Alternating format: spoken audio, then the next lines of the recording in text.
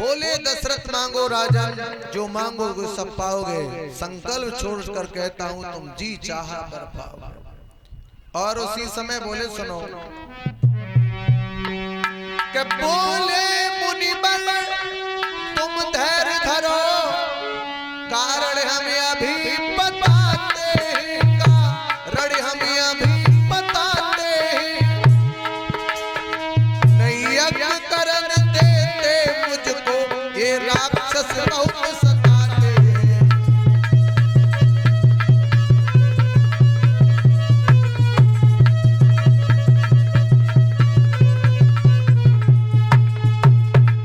बोले मुनिवर तुम धैर्य धरो, कारण हम अभी बताते हैं। नहीं यज्ञ करण देते मुझको, राक्षस बड़े सता रहे हैं, इसलिए आया है। और विश्वामित्र ने कहा दशरथ एक परोपकार कर दो। बोले कौन सा परोपकार? कि आप सिर पे ले लो, हो जाए विदित जमाने को, हो जाए विदित जमाने को।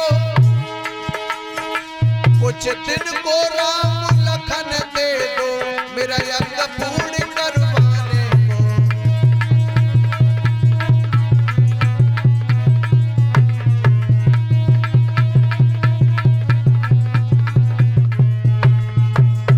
उसी समय कहा ये शेष आप सिर पे ले लो, हो जाए विदित जमाने को, और कुछ दिन को राम लखन दे दो, मेरा यज्ञ पूर्ण करवाने को। थोड़ी कृपा हो जाए तो राम लखन को दे दो, क्योंकि जिससे मेरा यज्ञ पूर्ण हो जाए। भागवत श्रोताओ, जब राम लखन को जिस समय मांगा है, उसी समय राजा दशरथ के आंखों में आंसू आ गए। और राजा दशरथ के आंखों में जिस समय आंसू आ गए, कहा है कि आप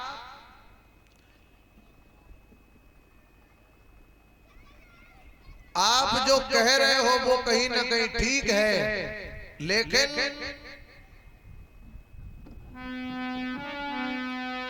कि सब सुत प्रिय प्राण की नाई,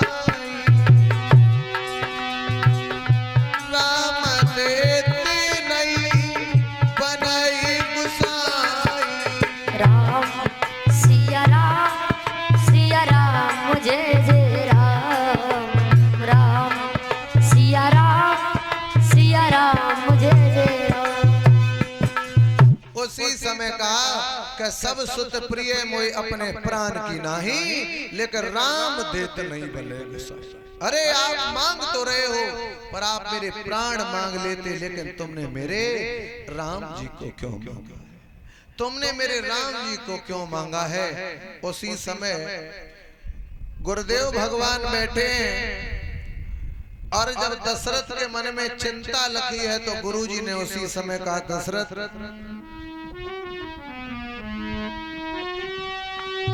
चिंता लखु मन में दशरथ के, बोले वशिष्ठ समझा करके।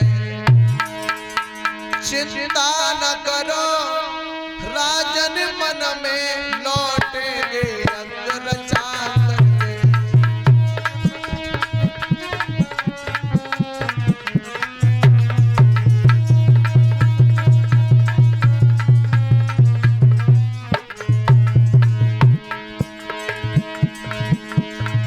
धीरे धीरे हृदय में राजा श्री राम लखन बुलवाए हैं,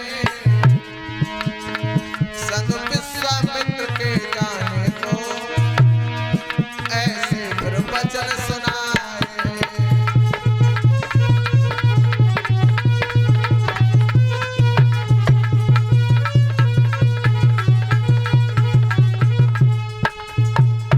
उसी समय गुरुदेव ने दशरथ को धैर्य धारण करा। दशरथ, अगर तुम्हारे पुत्रों से किसी का भला हो रहा है, तो इससे बड़ा कोई और धर्म नहीं है।